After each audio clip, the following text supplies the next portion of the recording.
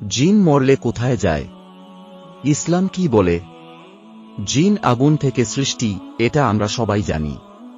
কিন্তু প্রশ্ন হল, জিন মারা গেলে কি হয়? আল্লাহ বলেন, তোমরা সবাইকে মৃত্যু আস্বাদন করতে হবে। সূরা আম্বিয়া আয়াত নম্বর 21-35। এর মানে জিনও মরতে বাধ্য। তবে তারা মারা গেলে কেমন হয় সে সম্পর্কে কুরআন বা সহিহ হাদিসে স্পষ্ট কিছু বলা হয়নি। তবে কিছু হাদিসে বলা হয়েছে জিনরা সাপ, বিড়াল বা ছায়ার রূপে থাকতে পারে। রাসূল সাল্লাল্লাহু আলাইহি ওয়াসাল্লাম বলেছেন, যখন তোমরা কোনো সাপ দেখো 3 বার সতর্ক করো। যদি চলে যায় সেটা জিন, না গেলে হত্যা করো। সহিহ মুসলিম হাদিস নং 2236। এটা থেকে বোঝা যায় জিনরা আমাদের দুনিয়ার আশেপাশেই থাকতে পারে। কিন্তু তারা মারা গেলে কি ধোঁয়ার মতো হয়ে যায়?